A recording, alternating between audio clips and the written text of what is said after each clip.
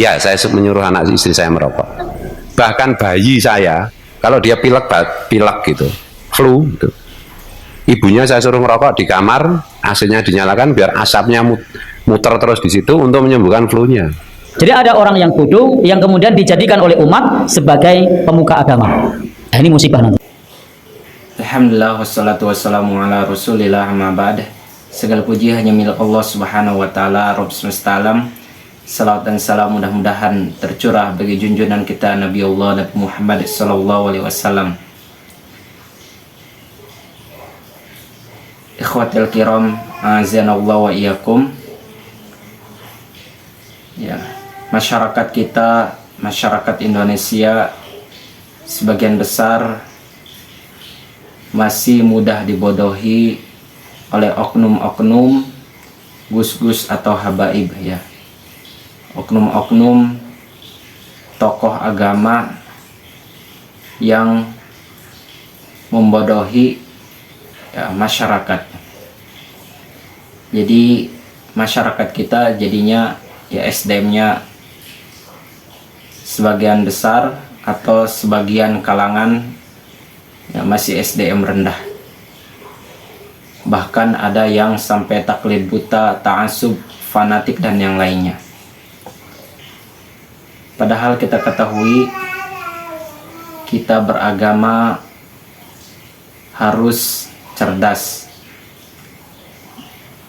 Selain itu juga kita beragama harus tahu dari mana dalilnya, sumbernya, sanadnya, agar kita tidak capek-capek melakukan suatu ibadah tetapi tidak ada dasarnya. Gus Fuad Plared ya, dia mengatakan bahwasanya rokok itu atau udud itu menyehatkan. Bahkan dia bercerita bahwa anaknya yang baru 4 bulan ya, ketika flu atau pilek, dia suruh istrinya untuk mengudud atau merokok di ruangan yang tertutup atau di ruangan, kemudian ditutup pintunya, terus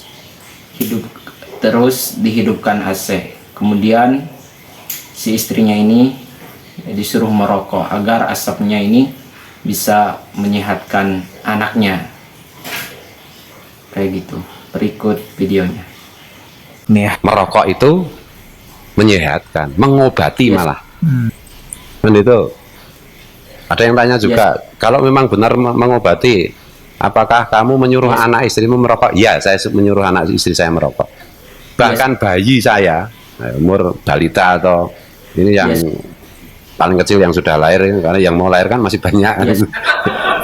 Yang baru, yang sudah lahir, yang ini usianya berapa bulan? 4 bulan ya.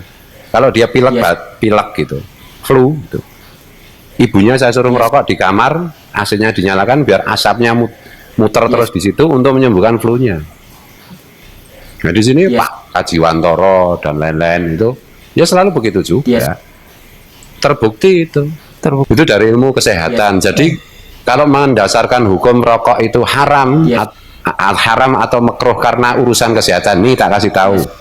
Ilmu medis kesehatan hari ini tidak netral, kan gitu. Kita harus cerdas dalam beragama ya. Kita ketahui bahwasanya secara medis pun ya, yang namanya udud atau rokok itu adalah suatu yang berbahaya ya bagi tubuh kita. Apalagi ya diberikan kepada anak kecil ya, diberikan kepada balita. Apakah benar ya secara medis demikian? Padahal medis mana yang membolehkan rokok dikasih kepada seorang anak kecil ya, bahkan baru berumur 4 bulan. Kita ketahui bahwasanya Rasulullah SAW diutus ke dunia ini ya, beliau untuk menyampaikan risalah tauhid, menjunjung tinggi panji-panji tauhid, dan juga ya beliau yang memakan makanan yang baik dan juga meninggalkan hal-hal yang haram. Allah Subhanahu wa taala berfirman dalam Quran surat Al-A'raf ayat 157, wa yuhillu lahumut thayyibat wa yuharrimu alaihimul khaba'ith. Dan Allah Subhanahu wa taala menghalalkan yang baik-baik bagi mereka, dan Allah Subhanahu wa taala mengharamkan yang buruk-buruk, al-khaba'ith, bagi mereka. Ya, rokok jikalau itu baik, ya, kenapa tidak ada ya misalnya cap halalnya baik dari MUI ataupun Kemendagri? Secara akal logika saja ya tidak masuk akal kayak gitu. Tapi silahkan ya, kembali kepada pribadi masing-masing. Ya, ada yang mengharamkan, ada yang menghalalkan, bahkan yang memakruhkan. Itu karena pertanggungjawabannya di hadapan Allah Subhanahu wa taala ya masing-masing. Dan juga kita ketahui bahwasanya rokok itu sesuatu hal yang tidak bermanfaat ya, karena banyak mudaratnya. Sebagaimana sabda Nabi, la darara wa la dirar, ya. Kita tidak boleh ya membahayakan ya diri kita, apalagi membahayakan orang lain kayak gitu. Hadis riwayat Ibnu Majah.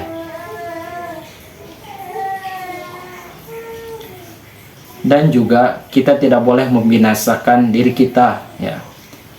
Wala tulqu biaidikum ila tahlukah. Janganlah kalian menjatuhkan diri kalian ke dalam kebinasaan. Quran surat Al-Baqarah ayat 195. Ya, dan rokok juga suatu hal yang mubazir ya. Suatu hal yang mubazir. Ya, harta lebih baik disedekahkan kepada anak yatim atau yang lainnya. Dan kata Gus Fuad juga ya, para wali kalau sudah merokok ini ya, ketemu Rasulullah SAW. Dari mana ya? Ini adalah cerita atau ya kurafat ya, dongeng-dongeng kurafat yang tidak ada dasarnya. Kiai di Jawa, kiai di Kalimantan, wali-wali itu semua ngerokok. Ada yang mungkin jadi wali dulu baru merokok, ketemu Rasulullah dulu baru merokok. Enggak, sejak kecil ngerokok dan ditemui Rasulullah gitu. Kamu nggak suka rokok sih boleh-boleh saja, tapi jangan menggunakan agama. Ada orang yang bodoh yang kemudian dijadikan oleh umat sebagai pemuka agama. Nah, ini musibah nanti. Ceramahnya tidak lagi berdasarkan Al-Quran dan As-Sunnah. Ceramahnya tidak berdasarkan kepada sabda Rasulullah. Ceramahnya tidak mengacu kepada kaidah-kaidah agama, tapi ceramahnya itu mengikuti selera hawa nafsu masyarakat. Ini berbahaya. Maka Nabi mengingatkan kepada kita, ada satu masa ittakhadhan nasu ru'usan juhalan. Ada saatnya manusia menjadikan seorang pemuka agama yang bodoh. Maka hati-hati dengan pemuka agama yang dia tidak menyampaikan ilmu agama.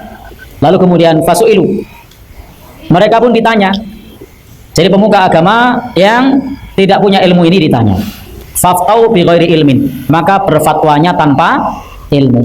Jadi berfatwa tanpa ilmu. Jadi berbahaya kalau sampai berfatwa tanpa ilmu.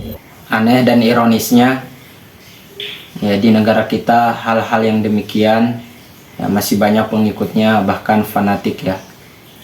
Ya, kita sebagai umat Islam yang diberi kecerdasan harus bisa berpikir dewasa, dan kita juga harus bisa memilah dan memilih guru, karena ya ilmu agama yang kita pelajari ya, bisa dipertanggungjawabkan dunia dan akhirat. Bukannya kita belajar agama agar hati kita khusyuk dan hati kita bisa merendah di hadapan Allah Subhanahu wa taala, bukan malah menjauh dari Allah Subhanahu wa taala. Ya, sebagaimana perkataan Ibnu Sirin, inna hadzal ilma dinun fangzuru amman ta'khuduna dinakum. Sesungguhnya agama ini adalah ilmu ya, dari siapa kalian mengambilnya. Agar apa yang kita dapati, apa yang kita ambil adalah sesuatu hal yang bermanfaat bagi diri kita, bagi keluarga kita, masyarakat kita. Jangan sampai ya, guru agama malahan ya bisa menjadikan masyarakat SDM-nya makin merendah dengan joget-joget yang tidak mendasar, dikatakan selawat tapi kedoknya ya dangdutan atau yang lainnya. Ya, sungguh ironis ya. Mudah-mudahan Allah Subhanahu wa taala jaga kita semua, keluarga kita, ya, keturunan kita dari hal-hal keburukan dan hal-hal yang Allah Subhanahu wa taala tidak sukai.